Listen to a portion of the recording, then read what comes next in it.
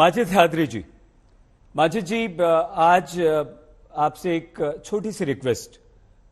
हम आज आपसे राजनीति की बात नहीं करना चाहते, हम आज आपसे टेररिज्म की बात नहीं करना चाहते, हम आज आपसे कश्मीर में जिस तरह से राज चल रहा है, जिस तरह का एडमिनिस्ट्रेशन है, उसकी बात नहीं करना चाहते।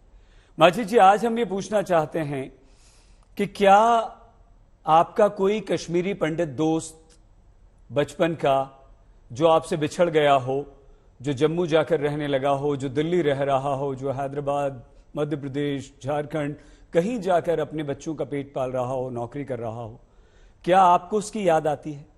क्या आपकी कुछ ऐसी यादें हैं, बहुत खूबसूरत यादें, जब आप अपने कश्मीरी पंडित दोस्तों के साथ उनके घर जाया करते थे, वो ईद पर आपके घर आया करते थे, आप उन्हें सेवैयां खिलाते थे? क्या आपको लगता है माजिद जी, एक कश्मीरी होने के नाते, कि आप अपने कश्मीरी पंडित दोस्तों को मिस करते हैं, याद करते हैं और उन्हें वापस लाना चाहते हैं? क्या आपने कभी कोशिश की माजिद जी कि आपके वो साथी, हर एक कश्मीरी पंडित, आम कश्मीरी इंसान जो खूबसूरत घाटी जिसे जन्नत कहा जाता है वहां रहता था, वो वापस आए?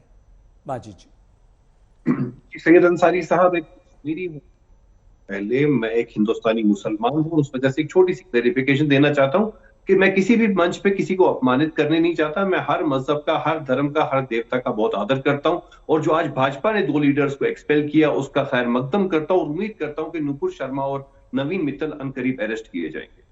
देखिए, जो आपने बात कही, पंडित मेरे दिल में रहते हैं। आज भी मेरा सुबह से 4 दफा, संजय पंडिता जी मेरे जम्मू में दोस्त रहते हैं कश्मीरी पंडित, उनसे आज सुबह से भी 4 दफा बात हुई।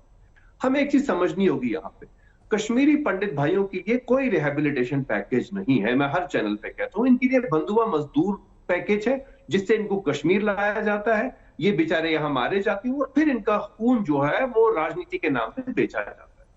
आप देखिए, आज ही आपने बात की कैसे बेचा जाता है। अरविंद केजरीवाल साहब ने आज कश्मीरी पंडित भाइयों के लिए प्रोटेस्ट किया। अरविंद केजरीवाल जी, आपकी पार्टी के तो खुद के हाथ जो है सिद्धू मूसावाले के खून से रंगे, आप क्या किसी के लिए एहतजाज करें?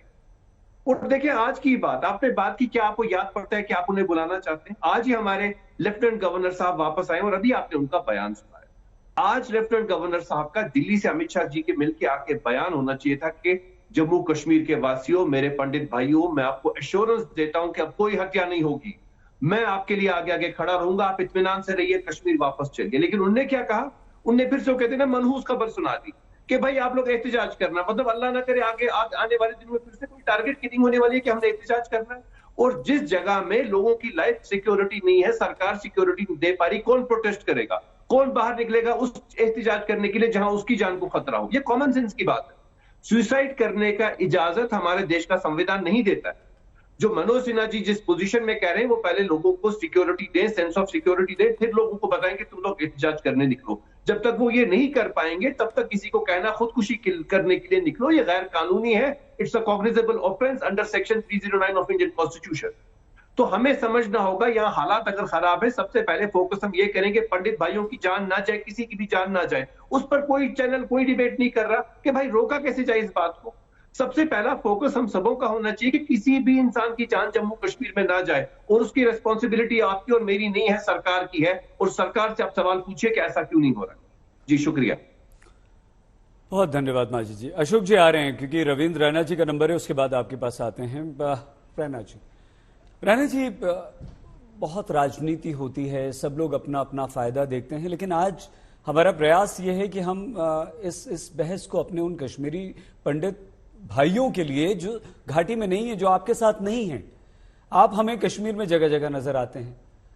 आपको लगता है कि जो जम्मू में ही जो एक पूरी की पूरी बहुत बड़ी कॉलोनी कश्मीर से आए हुए लोगों की बस गई है, उन लोगों को वहां ले जाकर बसाया जाए? और इंतजार हम कितना करें?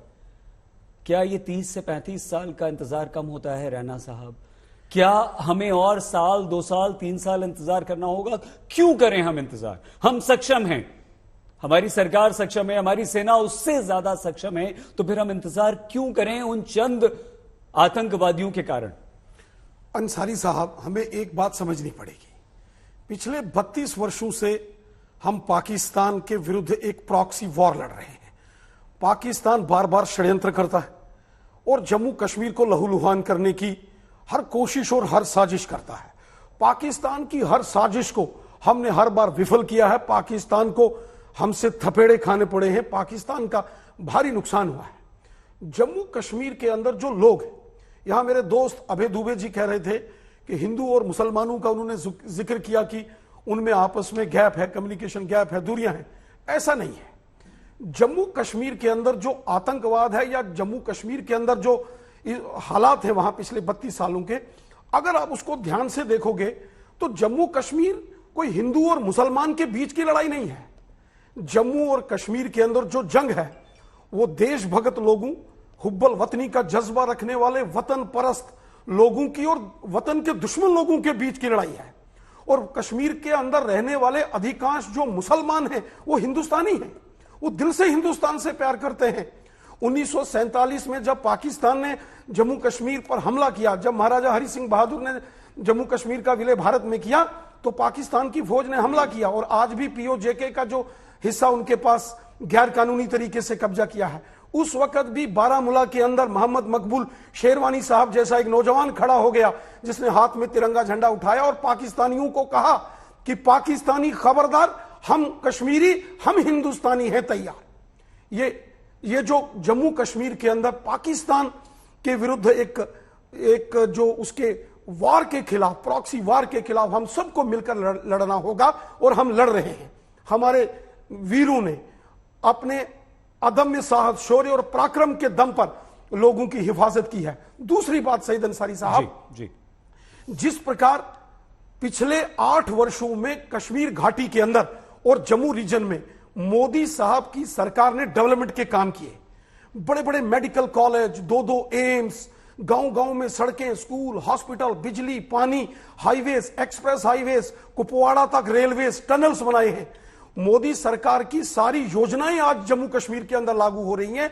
उसका लाभ जम्मू कश्मीर की जनता को हो रहा है और इसका परिणाम यह है कि जम्मू कश्मीर का बच्चा बच्चा अपने हाथ में तिरंगा झंडा लेकर भारत माता की जय जयकार कर रहा है। इससे पाकिस्तानियों को तकलीफ हो रही है, इससे देश दुश्मन ताकतों को तकलीफ हो रही है और वो इस प्रकार की टारगेटेड किलिंग्स कर रहे हैं।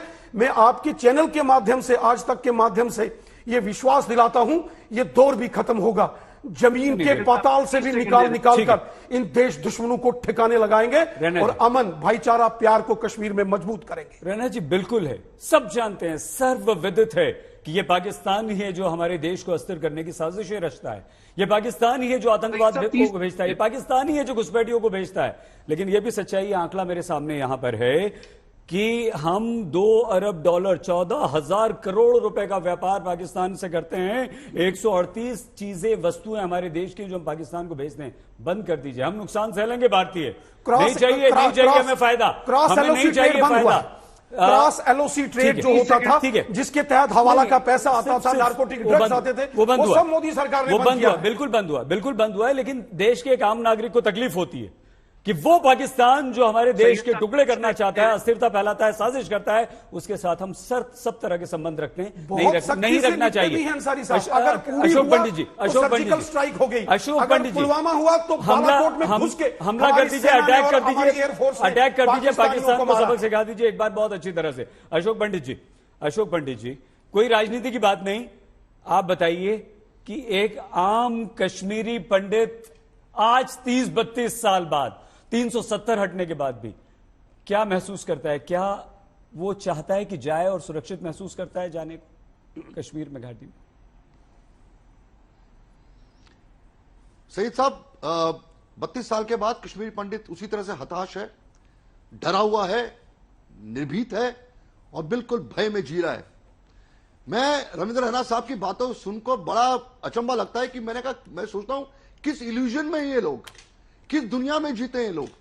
ये बात भाईचारे की बात कर रहे हैं कश्मीर में, तो मैं इनको आज आपके चैनल के द्वारा बहुत ही ईमानदारी से कहना चाहता हूं, with due respect, Ravindra Raina साहब, अगर कश्मीरी हिंदू को मारा गया है या कश्मीरी हिंदुओं का पलायन हुआ है या उसका जेनोसाइड हुआ है, तो वो इसीलिए हुआ है कि वो कश्मीरी हिंदू था, हिंदू